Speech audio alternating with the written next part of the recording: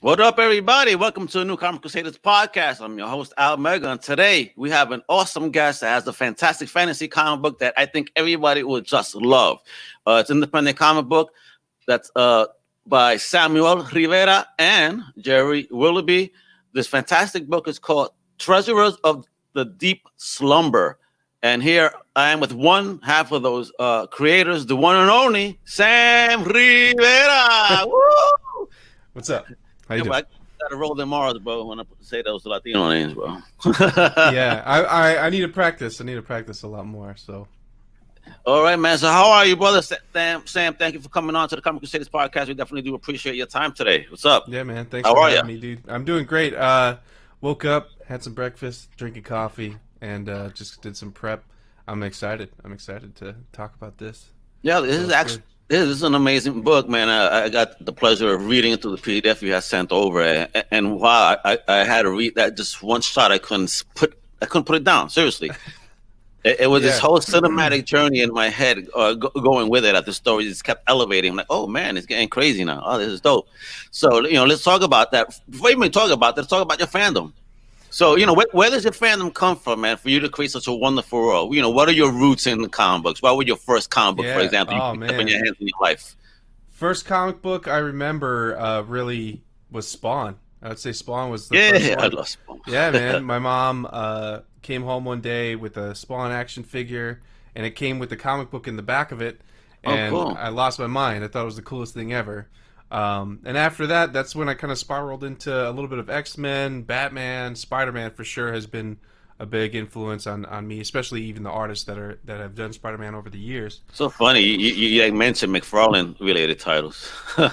He's been on all of those, right? I know, right? Like it's crazy. So I've had kind of a weird journey in comics, especially like even with Joe Mad when he was doing X-Men, and then Nice. when he did Battle Chasers, stuff like that artwork and the stories and all that really like inspired me a lot. Especially just what Todd McFarlane has accomplished as a independent comic book creator. So Yeah, yeah, I definitely see these inspirations throughout the artwork in the book too. I mean, I see influences, if you will, yeah. of certain. I'm like, okay, man, I could see that. Again, I love the book. So, Thank you. what are your origins into diving into this? Then, I mean, you go from based on the titles, this is something that's way completely different from the titles that you were collecting. Yeah. Kind of how that happened. Well, What I mean, choice I've was always it? been like a fantasy sci-fi fan too. Star Wars has been a huge inspiration, and I love that stuff so much. I never really thought I would be like writing an Okay. epic story, but one day it just kind of hit me. Like I mean, I was literally sitting in the car with my mom. She's driving.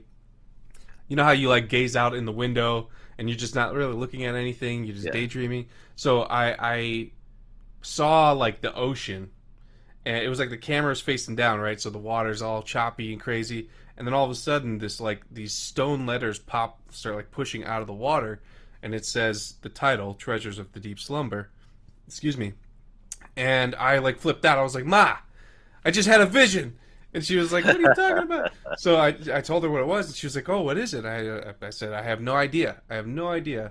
And then it just started coming to me little by little, and what has kind of become is like a story that I've always wanted to see, and no one's ever I've not seen. They've not done it, and so that's kind of like the beginning of it. But I don't know. It just kind of inspired work, I guess. And that's funny how you mentioned the Star Wars and epic, because again, throughout this whole first issue, you see seeds and a very developing wide cast. So if you don't mind, I actually set up a little a PowerPoint so we could take a look at this amazing book that you have here. All right, Yeah. oh, man. So let's dive into it, bro, for real. All right. So love the lettering; it matches our colors, bro. So good job. Yeah, Good man. stuff. So Is so this that why I connected the damn colors, bro? No, I'm playing. No, so that yellow is Yeah. basically super similar to like the Star Wars yellow. So a lot of my background kind of comes from, as an illustrator, graphic design, and kind of understanding marketing a little bit, and having like color association and thoughts. Okay. So if people see that yellow, they're gonna think Star Wars, and then that association is a good thing for people to have in their mind. Gotcha. It's a Jedi mind trick. Jedi mind trick. got this. So look at the wonderful cover from the Stormwave Entertainment. Yeah. Title. Is this the first title from Stormwave? And let people know what is Stormwave. Yeah, Stormwave Entertainment is my company that I started back in February of 2019. Basically, this is the flagship title for Stormwave. I have several other stories that I'll be, producing as years go on. However, this is like the baby. This is the one that's gonna hopefully, put us out there, and people are gonna be like, "Who the heck is Stormwave? It sounds like a transformer." Well, that's the thing. We are a transformer. We're gonna transform the entertainment industry. That's what we're gonna do. No, and I love this story. I mean, you were talking about a cast. Yeah. So here it goes. Wait, this is the picture that came to mind when you said it. Because when I saw this, I'm like, wow. So is this just the world of Treasurers? Yeah. So this is the cast of the characters that will eventually appear throughout the story. There's a lot more. I mean, this is just the beginning. These are all the ones that have been written. I know who they are, their backstories, and play vital points and key roles in the telling of this story. So to help Brandon on his journey, who's the main character there in the middle. Exactly, right here. Because in the first issue, we meet kind of this group here, right? Right. Yeah, you meet Odie, Denna, right, Maddie, and Mel. So and those are like the main ones. Yep, and they're all badass for sure. They really you had a very cool action scene within it that was absolutely amazing. Like, I didn't know what to expect. I thought it was just regular old kids, you know what I mean? Next thing you know, I was like, you're getting down. So, and I love the opening on the book, too, because, folks, wait till you pick this up. It's like, you're going to have his experience as well. What is going on? Did you do that intentionally? Because, he's as lost as the reader's like, okay, because we open up in this whole new world. Okay, what is this? And he's basically feeling like we are. It's a journey. Exactly. With this first issue, I really wanted Brandon to be almost like you're stepping into like a virtual reality character, right? So you're experiencing everything as he is, and just as clueless, and you have the same questions. I think that the real trick here was trying to draw or play a balancing game with, don't tell the reader something that the main character has to figure out. Like, if they already figured it out, then there's no point in going on that journey. So I wanted everyone to be just as clueless, feel just as out of place, and walking into this world completely unprepared. So that's how I'm glad that's the feeling that you got from it. That's exactly what I was trying to accomplish. Oh man, so good job. Yeah, I was digging it, though, and I think that's really what kind of captured me. Okay, like cool. Not even the protagonist knows what the heck is going on. So there's one. Let's learn together about this awesome world that you built here. I mean, and definitely the artwork is fantastic. Like, who's your art partner in this, if at all? Just me. Trust you. This is all you. This is all me. Yeah. Wonderful, man. So where the hell, where does your brain go to when you're developing this? Because I'm seeing, such a diverse, which is, the first thing I noticed, and I love that, or where the character, I see like anthropomorphic and everything. I mean, and what is this? Is this their Thor sign? Is this their Fin Fan Foom? Like, what is going on here? I can't wait.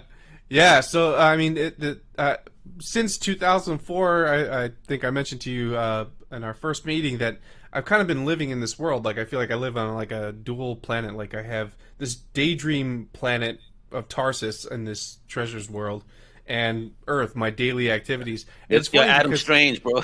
Yeah, I'd be like taking out the garbage and see scenes and hear like conversations, and it sounds crazy, but it's like I was so emotionally and mentally involved in this world that when I would see these characters kind of pop up, it's like that movie Cool World or something, it's like all these cartoon characters, which is, a crazy movie, but rated R, folks. But it's like walking into a fantasy world and meeting these characters and then being able to illustrate them. So it's like, for instance, the big guy with the hammer. He's a blacksmith. He's not like, he does sort of look like Thor, but his story is actually probably one of the saddest stories of this really? series. Yeah, he's dealing with a heavy loss, and the way he copes with that. But so here's the thing here. So with this story, I'm going to give you a little bit of a, I guess, not really spoilers, but a little bit of context. So there are 7 guardians that are protecting 7 items of treasure, and each piece is a piece of armor. So each one of these guys, the dragon, the guy with the big hammer, the little floaty dude to the left by the T there, Yeah. these are guardians, and there's a few others mixed in. So these are like key people that we don't meet yet in the first or second issue, and nice. the reason why I wanted to create this image was to give people something to look forward to. So Excellent. there's a lot going on. No, I love that. Yeah, because I'm definitely curious now, and you're hooking me, bro. You know, like a fish, bro. Excellent. Yeah, I love it. And then let me see we have this, which is the variant. I mean, right? This is fantastic, dude. So this is a piece I did for prints. I want to print these out and sell them, but I want Odie is one of my favorite characters. He's kind of like the embodiment of the best part of all of us. You know what I mean? Like that good friend that you love hanging out with, that's telling jokes. They're like a little bit of innocence and a little bit of like rowdiness too. So this kind of just showed Odie in his element. Just kind of, he's a hunter. So yeah, that's a great print, man. Thank you. Yeah, that's dope too. So this is the variant right here that done by Joey Vasquez. He works for Marvel. He's done the Black Cat Annual. Say word, nice. Yeah, he's done some Spider-Man comics, Miss Marvel. He's awesome dude, super funny, and he was great enough to do this for me, and I think he did a great job. Yeah, this is a beautiful cover. Definitely love the inspiration here too. Oh man, I can't wait to go to a con and see a table like that again. Right? Yeah. Oh man, I should have sent you the images of C2E2 last year. I totally forgot about that. No worries, but I want people to see what the book even looks like. I mean, it's like one of those maxi issues from prestige format books. Yeah. So love it. Here we got the actual physical issue. You can kind of see that, as well as the page count is quite. I think it's like 52 pages cover to cover. Woo! But for my first comic book ever, folks. Wow, I didn't know 52 pages, bro. I didn't know what I was doing at all. But you know what? I'm pretty proud of. I just I followed the Stan Lee books. This like Stan Lee how to draw comics. Yeah, and it taught me like how to create the panels, all that stuff. Yeah. And look at this imagery. I mean, when I saw this, man, I was like, wow, deep, bro. So this is what you see when you throw out the garbage? This is what your hood looks like to you? Yeah, man. This is like, it doesn't even come close to what I see in my mind, and it took several tries to capture this moment, but it's really like been a striking visual in my mind ever since the beginning. Because Brandon comes out of that car, he doesn't know where he is, he doesn't know how he got there, and the first thing he hears is cannon fire. That's that first page of that comic. And when he sees over that ledge, and you see this pirate ship just slamming down on this other one, and it's sinking, that I wanted to create like this. This is the scale we're walking into. So, I mean, I would have started bugging out you seeing those types of birds, and I'm gonna be like, "Where in the hell am I?" yeah, those birds too. Super and this colorful. Water looks too clean. What's going on here? Yeah, there's no pollution there.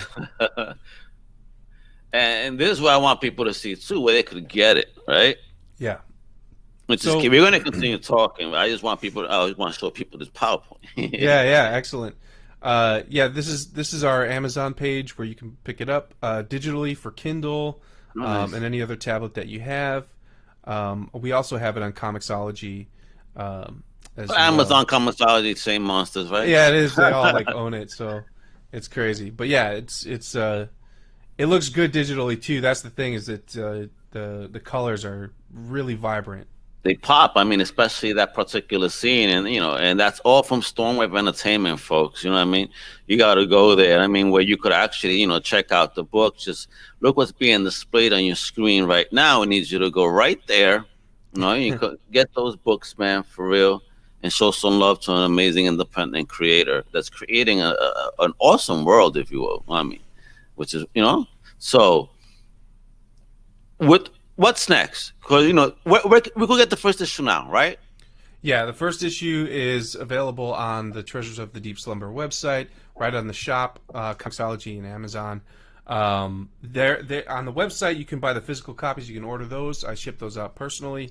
The next step, really forward, is trying to get this comic book into the hands of people who love comics, fantasy, and sci-fi stories, and something that's going to be a little bit different and switch it up from the normal everyday. Nothing against Spider-Man and Marvel and DC and all that, but they got a lot of money. They got a lot of support. We got great stories out there. I mean, look at The Boys, look at, all these other comic book television series. Yep. That they were all indie stuff and people that were just, kind of behind the scenes, and now they're exploding. That's really... Yeah. Label like Dark Horse with the Umbrella Academy, like you said, Dynamite with The Boys, you even have Dark Horse with the Resident Alien, with Adam Tudyk coming out on Sci-Fi. That's a comic book inspired show, folks. You know what I mean? So that's kind of the goal, right? Like, is to get it into the hands of people who can make these shows, who can make it push it forward. Because ultimately, I would love for this to be like a 3D animated series. I see that, man. I saw that throughout the whole context of the book. That whole narrative you have going, the story building. For me, this is a total animated adventure. Like I said, for cinematic to me. And you just kept pumping it up every several pages. Like, oh man, something else popping off. Oh man, what's next? And then you leave us off the way you did. I'm like, oh my God, I need to know what the heck. When are we getting issue 2? What are the plans for issue 2 before we even get into the animation idea? Yeah, so my goal, issue 2 is being written. Well, has been written, but it's being formatted right now. I'm trying to get it all in panels so that I can move forward with drawing it this year. So I want to hopefully in the next 5 to 6 months, because I got a day job and I'm trying to balance the two. Had this been my only job, I probably would have been 5 issues deep already. Well, it's the life of an independent creator.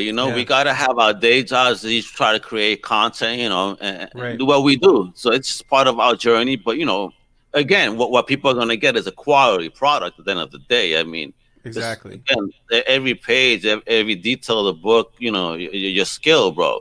The emotions, the way you emote it, you could tell. You could tell anger and sadness and adventure. I mean, great presentation on the characters. You did a wonderful job here, man. People should definitely do this stuff. This is what I call this. This is Indie Comic Sunday. Yeah.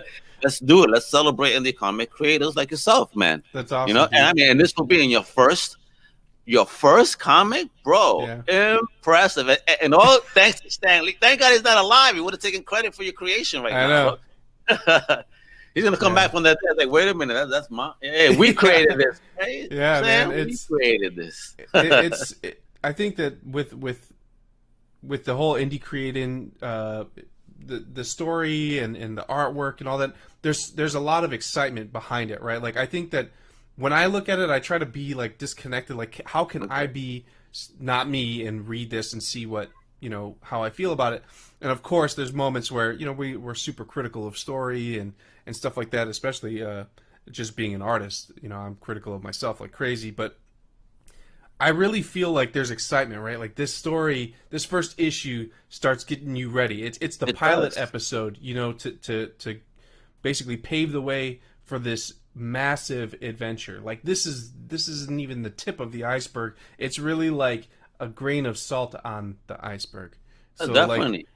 Given the amount of pages, you had an opportunity to create, a lot of, new characters, in the book. Yeah. It was fantastic. I was able to see, several characters that are going to be very important in Brandon's life. And again, the way you left it off, and you have this villain, like he's totally menacing. I mean, you saw a bit of him in the beginning, then we didn't know nothing about him until much at the end, with a little drop. I'm like, oh, that's who this dude is.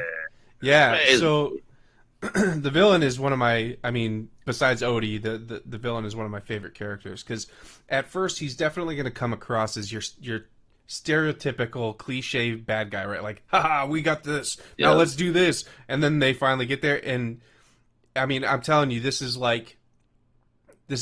so much more than what's being presented.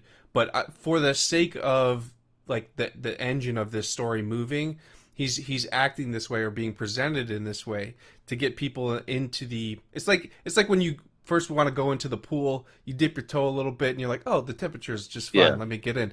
That's what this is. So, he's intelligent. He has manners. I mean, we kind of get that, like when he shoots the guy in the back because he interrupted him, the pirate.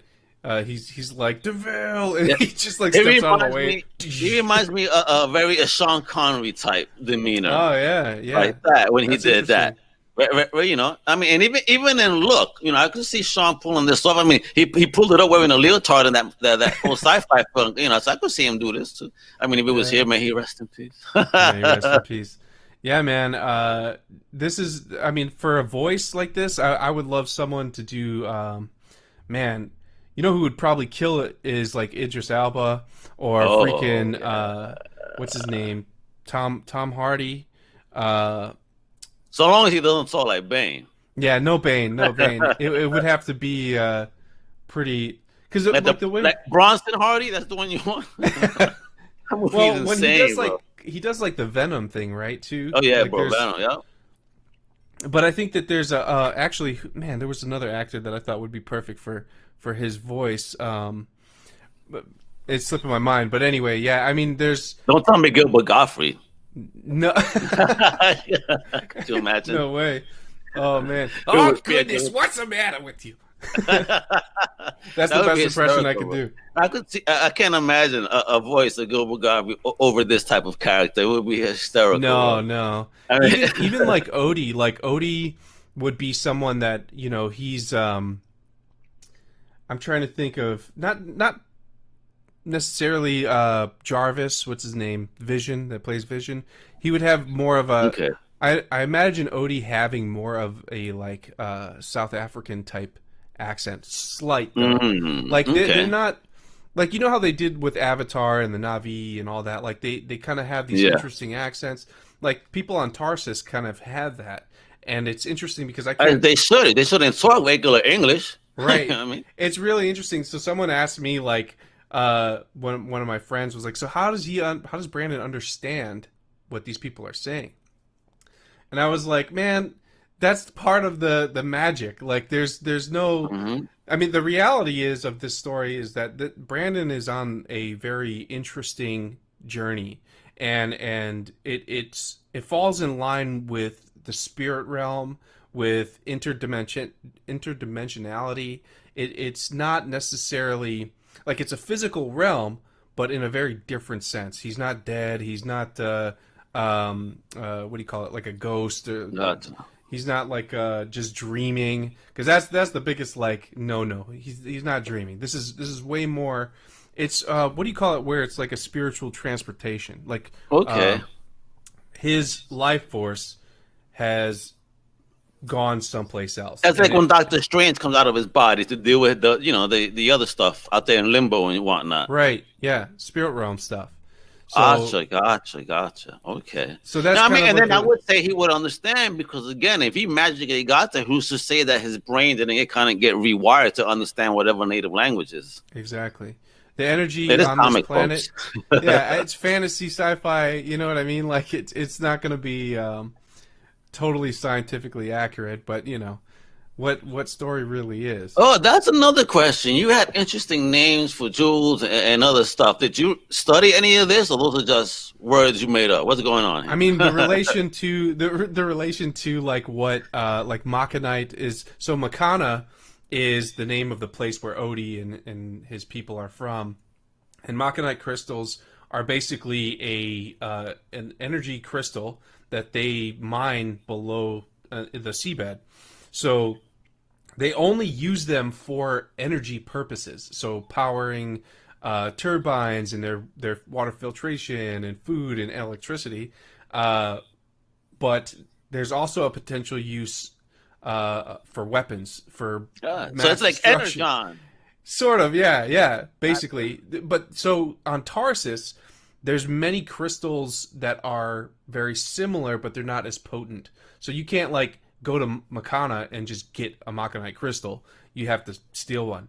and hope you don't get Okay. caught, right? But I see. yeah, but Okay. the rest of the world is using like almost like coal. It's their crystals are like small coal. It's It's just combustible. different Yeah, strains of crystals, right, and this is the top notch. right. This is, uncut. Yeah, and because technology is so limited in this world, no one They else is can't going down to the duplicate it. seabed, right? They can't even duplicate it, then, can they? Technology wise, like to No, make an actual clone. All right. not yet. So, all right, not yet, but yet they okay. Gotcha. I mean, magic is just science. Eh? Just that Exactly. we don't understand yet. Again, I want to show off to people again. I just love this page of characters, bro. Yeah, yeah. This is great. I mean, what I was actually inspired by the Overwatch. Overwatch had done a poster with their Oh, whole character set like that, and I was like, you know what? I don't know, 20 something characters here. Excuse me, my coffee.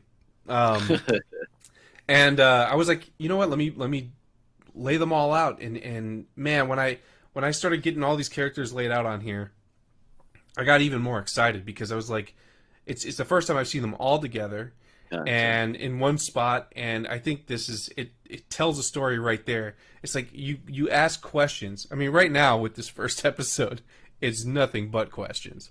It But is.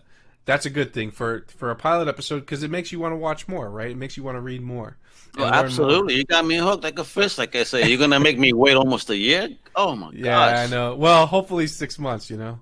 Oh, 6 months. Well, let's do this 6 months, man. And yo, cartoons.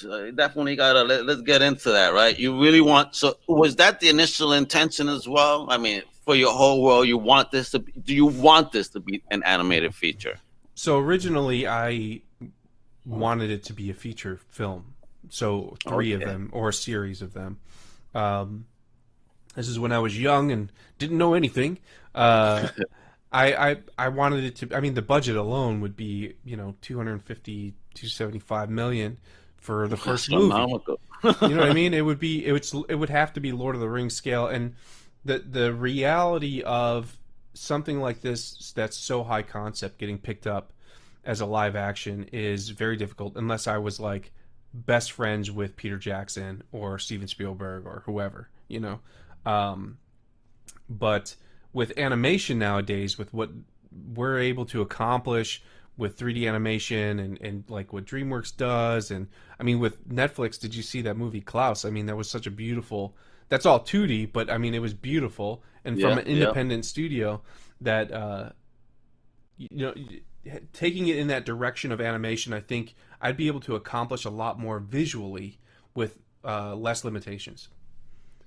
If that answers Yes. the question. No, no, definitely. No, I get it. Absolutely. And this is where they deserve to be. I want to show people the website too, because I want you guys to visit this website. Look at that. Yes. It's a good looking site, brother. That's for sure. Thanks. It's simple. Yeah, but we got the web shop going. We got some media going, newsletters. The Kickstarter. Yo, you Oh got yeah. funded over 242%. Wow. That's huge. Thank you. Thank you. Congrats on Thank you. that, bro. So, for any potential creators out there that are thinking about the Kickstarter format, because again, this is your first comic, so this is your first try, and you Yeah. got 242% funded. Any tips? Oh man. Plan for sure. Plan ahead. Plan your rewards. And fulfillment of those rewards. We really gave a lot to people, and a lot of these rewards were, you got a lot more bang for your buck with this Kickstarter, and presentation is a huge part. The video I think is going to be your main your Kickstarter video. It really trying to encompass what you're trying to accomplish visually with the music and everything like that. Your story. It's doing this Kickstarter was challenging. I mean, it was pretty incredible. I mean, we were funded within the first, I think, 46 hours or 48 Really? hours. Yeah, for a nobody comic, that was really So this is the incredible. video you're saying that's Hmm. key. All right, hold on one second, because I didn't press audio, I didn't expect the video. So yeah, let's Yeah, do it, kiddo. Let's show it off, man, to the folks over here. Let's do it.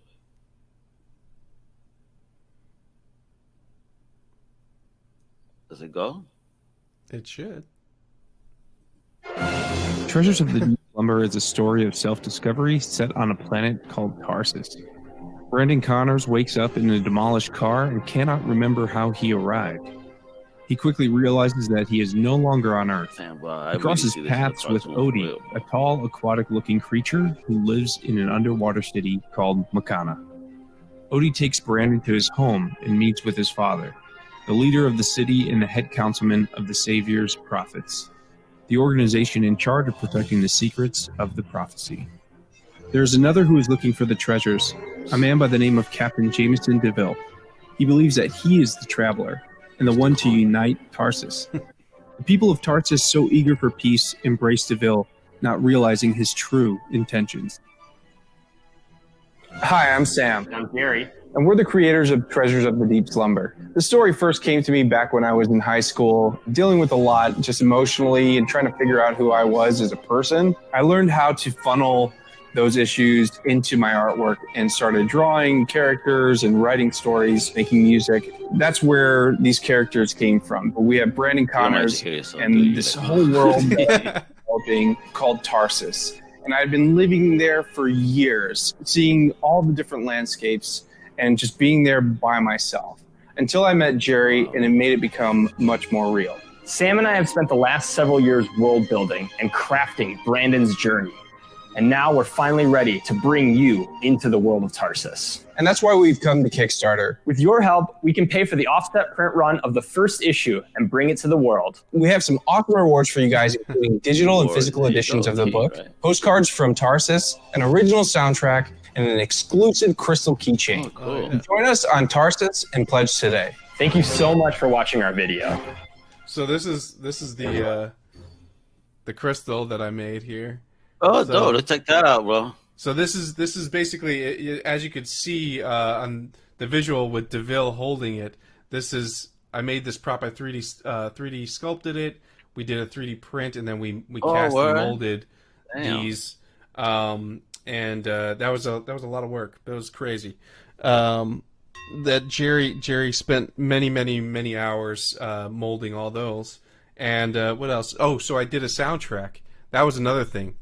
So I do music as well, and I wanted to kind of jump in with the cinematic music scoring, orchestral, movie type stuff. And I was supposed to do 10 tracks, and I did 20.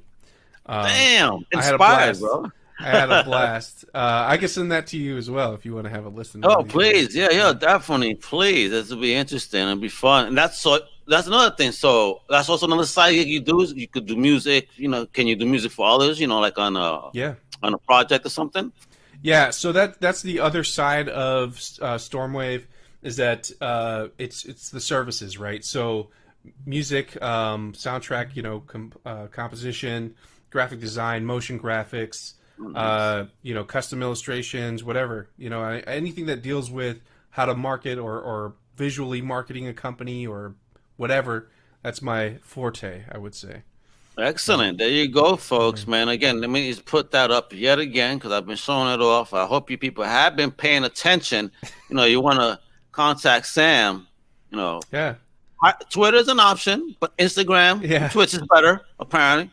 Right? And it's not hyphen, it's underscore. It's underscore, yeah. So Instagram is basically my my main social media account, but I am on Twitter and Facebook.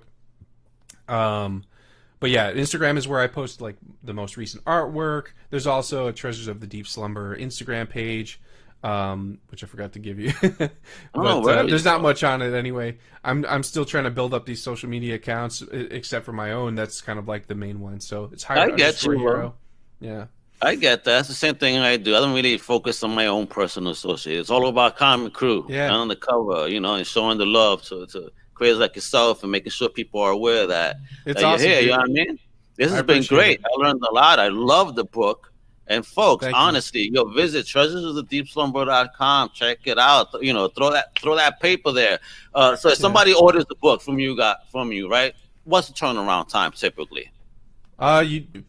Standard shipping, 5 to 7 days, business days, depending on what they choose on the website. I think there's priority. I think there's a couple options, but yeah, I would fulfill that right away as soon as anyone picks it up. So you see, the creator himself would package that with love and send it to you. All right, you don't get that no place else but indie. That's real talk. Yeah, it's bagged and boarded by me. I could sign it if you want to. You could put that in the notes on the thing. Exactly. I could even throw in some extra stuff. I have prints as well. There's also a shop that I have on the website that you can get, like T-shirts. Look at that. You have swag? Swag, yeah. Hold on, let's take a look at swag right before you go too. Let's see it here. So, check that out, folks, right there.